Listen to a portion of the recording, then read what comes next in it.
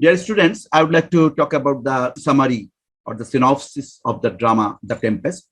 The Tempest is considered to be the last drama of William Shakespeare, and I would like to talk about the summary of this drama in short for your better understanding. Whenever the drama opens, we find Prospero and his daughter Miranda living in an island in the Mediterranean Sea. And Prospero is the lord of this island, and there are only the supernatural creatures like Caliban and Ariel, and Prospero dominated over all the supernatural creatures by his magical power. And the father and daughter were in a very happy condition in this island during that time whenever the drama opens. But we find that a ship was returning from Africa to Italy, and there were some characters who were on board the ship, who were the passengers of the ship. And with the power of magic, Prospero could see the journey of that ship from Tunis to or Africa to Italy.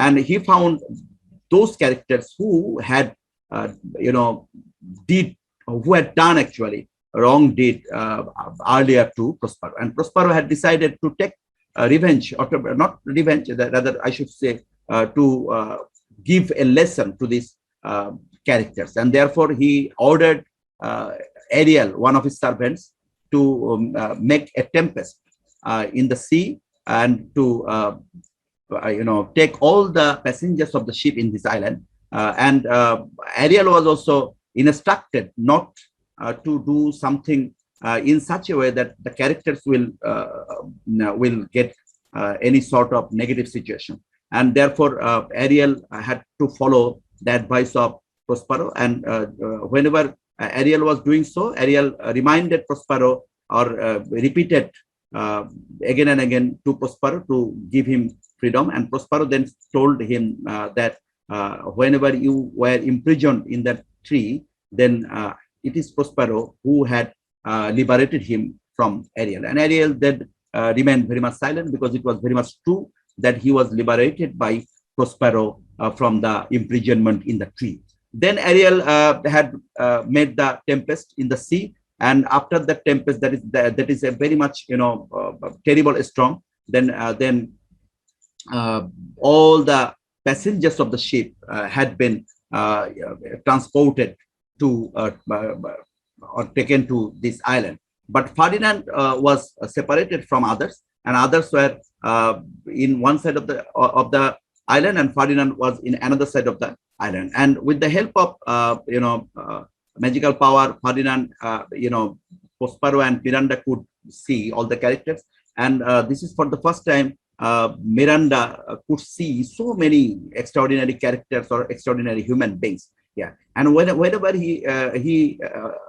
Prospero visited the condition of Ferdinand with Miranda, then Miranda had fallen in love with Ferdinand, because Ferdinand was a very handsome young man and also innocent. And Ferdinand was given the duty by Prospero that Ferdinand should have to carry the water, carry the locks of the tree. And that is a very much Herculean job for Ferdinand. As Ferdinand was a prince, he was never accustomed to doing this type of activities. And whenever Ferdinand was doing so, Miranda was very much sympathetic with Ferdinand. And this is actually the plan of Prospero to make a relationship between Ferdinand and his daughter Miranda, because Prospero was interested to find a suitable groom for his daughter. It is true that he would like to, make the wrongdoers repentant about the past deed. This is one major target of Prospero. But another major target of Prospero was to find a suitable groom for Miranda, as Miranda was the only lady in this island, and it would not be possible for Prospero to marry his daughter off. And whenever he found that Miranda was advancing towards Ferdinand, he was very much happy, but he would like to test the tendency of Miranda as well as Ferdinand, to test the love between them. And that is why he would like to make the situation somewhat harder, so that it will be possible for him to testify the real love between these two characters. In the end, we find that Miranda and Ferdinand were actually truly in love, and therefore Prospero became very much happy, and both of them were betrothed to be married later on with a solemnized ceremony. And here we also find some sort of digression. Here we find that whenever Caliban could find these characters, Stefano and Trinculo, then all these three characters plotted, made a pact to plot against Prospero to get the power of this island. And all of them were drunken, and being drunken, they came to the cave of Prospero to kill Prospero. But with the help of Ariel, it was not possible for him. Ariel was always in protection of Prospero, and therefore these three bad characters could do nothing against Prospero. And here we also get another thing, that Sebastian, the younger brother of Alonso, the king of Naples, Sebastian was motivated by Antonio. That Antonio motivates Sebastian to plot against Alonso, to kill Alonso. If Alonso was killed, then it will be possible for Sebastian to get the power of the kingdom, as Ferdinand was missing.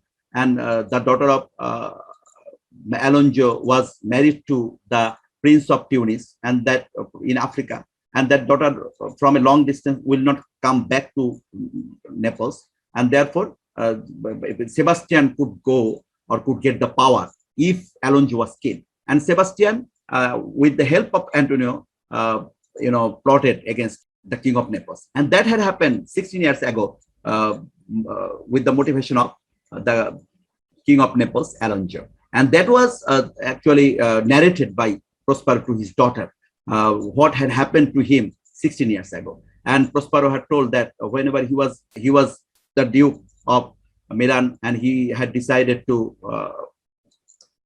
free himself from the duty of the dukedom, and he had given the duty to his younger brother. Then his younger brother Antonio plotted against him with the help of Alonso, and then Prospero had to come to this island with Miranda, and here they were living for 16 years. And only this time Miranda could get the information about their past from her father. And but here Sebastian could not become successful. Sebastian or Antonio could not become successful, as Ariel was watching everything, and Ariel outdid all their plan.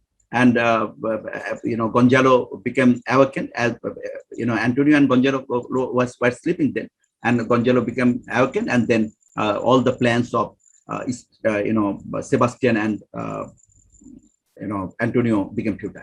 And then all the characters were taken by Ariel to the cell or to the cave of Prospero, and here Prospero exposed himself and told all the previous activities done by these wrongdoers. And all the wrongdoers became very much astonished to see Prospero, and then they became very much repentant. And therefore repentance can also be considered to be one of the dominating theme of this drama.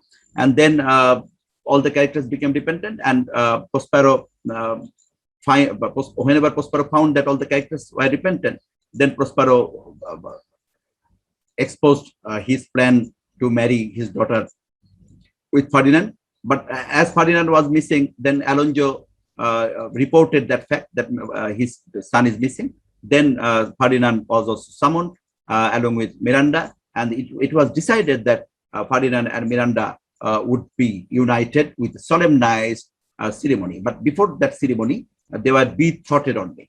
They were engaged only, actually.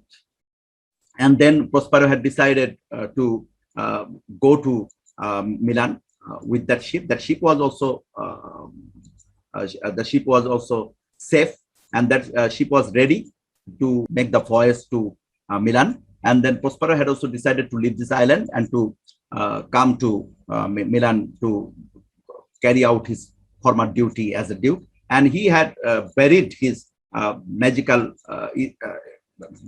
stick or magical wand under the soil. He had decided not to use this magical wand or magical stick anymore. And he had liberated Ariel from his duty, and he rebuked Stefano Trinculo and Caliban for their negative activities. And as it had been decided that all these characters, after being reunited, would travel to Milan, and with this planning, the drama had ended. So the drama had also followed the unity of time, unity of place, and unity of place, because drama was confined to this island, and drama, the actions of the drama takes place only in only 24 hours, and the action there is only one action. And in this way, we find the unities to be maintained in this drama. So thanks to all of you for your patient hearing about this drama, which is considered to be a very much extraordinary one. Thank you very much.